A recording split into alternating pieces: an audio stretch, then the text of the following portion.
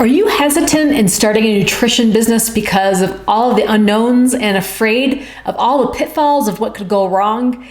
Well, I want to pull back the curtain on my experience of starting my own private practice to share with you guys my top 5 mistakes I've made in my business.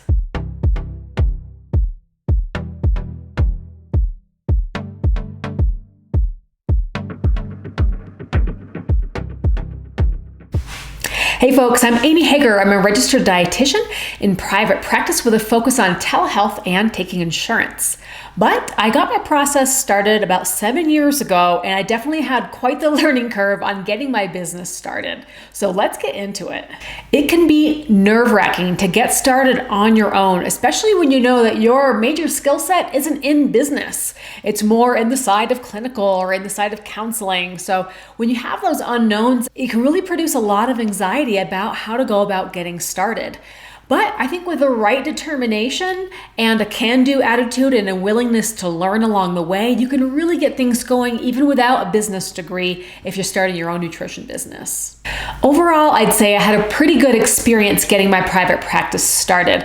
However, there were a good amount of challenges and mistakes that were made that probably could have been avoided. So let me run through my top 5 mistakes I made in my business. And if you appreciate this kind of vulnerability, me sharing my mistakes with you, please hit the like button on this video. So my first big mistake that I made, I actually talked about it already in another video about securing office space. So I was so eager to get started. I was so excited that I ended up signing a lease for a relatively expensive office space without considering a lot of other options. It was the first opportunity that came to me, and I wanted to jump on the bandwagon and just take advantage of it. Unfortunately for me, $500 a month was quite an expense at the time, and it really created a lot of anxiety around getting enough clients and revenue to cover that office space. It definitely contributed to some bad feelings, and it really got me a little bit anxious. I was always thinking about how I was going to make my lease payment. So the lesson learned here is to not sign on the dotted line right away without considering all the other possible options.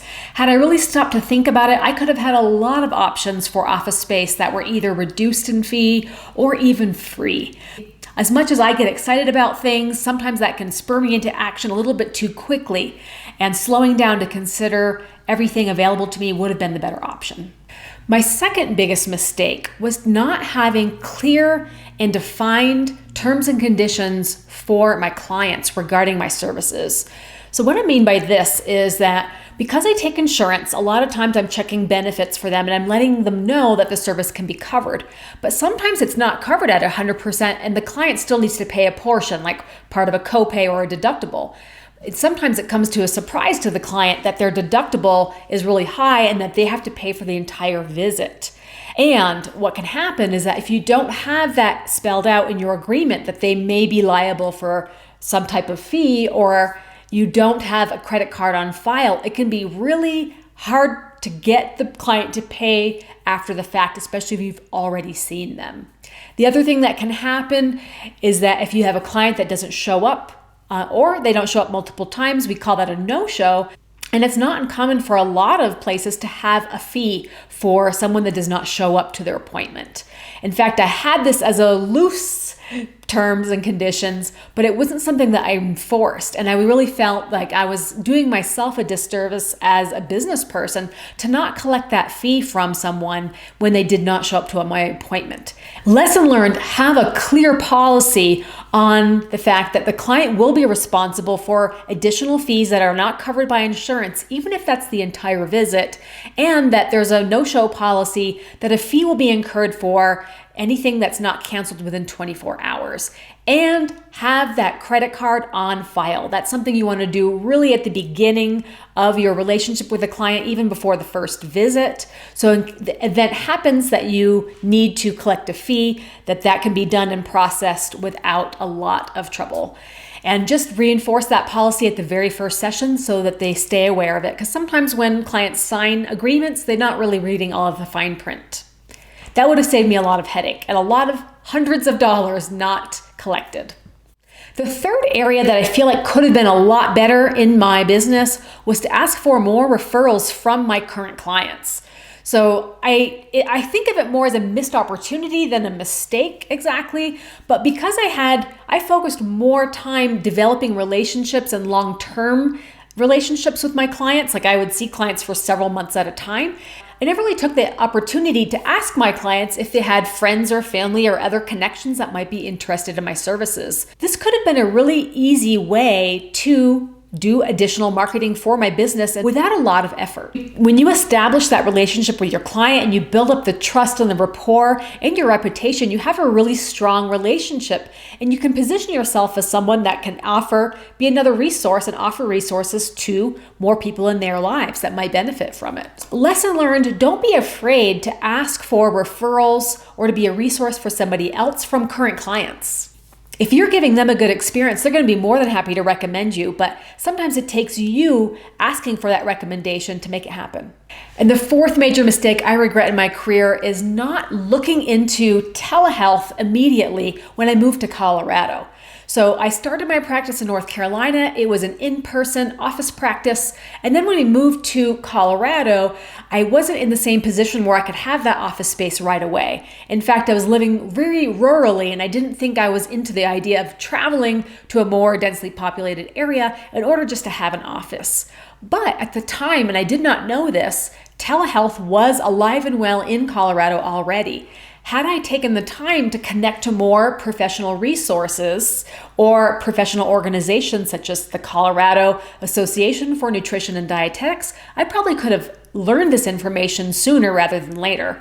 What ended up happening is that the pandemic evolved and telehealth began to grow and generate a lot of momentum. And so people and a lot of RDs were doing telehealth. But I probably could have gotten this done beforehand. I probably could have gotten in network with insurance companies even before the pandemic. So I do regret not taking action sooner on learning about telehealth.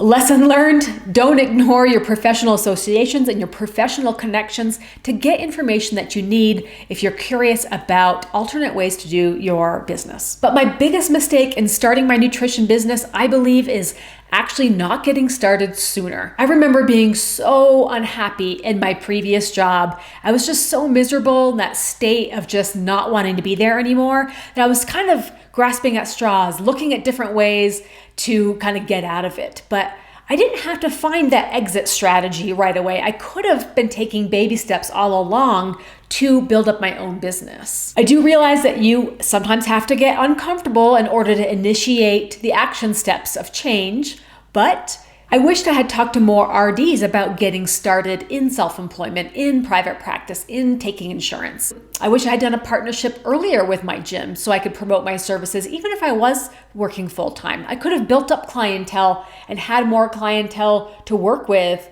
had I taken baby steps sooner. So lesson learned, you don't have to wait until you are completely miserable in order to take the next steps to begin your next chapter, if that looks like self-employment to you or starting a nutrition business. The process doesn't have to be cut and dry. You can start building on the next steps even if you're still in a job that you don't like. And perhaps the focus on starting the next chapter and getting things ready to be ready is going to help you be in a better mental place and appreciate where you're at because you know where you're going. And you can gradually build this up, generate the momentum that you need to eventually make that leap into self-employment, having your own business, having your own practice. And it can help you endure your current situation until you're ready to make that leap for good. So I hope you found some valuable takeaways from my top 5 mistakes starting my nutrition business. Let me know in the comments what your favorite lesson was. We'll see you next time, guys. Bye-bye. Thanks for watching, guys. Don't miss the last video and subscribe if you're finding these videos helpful. And if you want to have more information and guidance on your next steps in your business, feel free to book a discovery call with me. I'll leave the link in the comments below.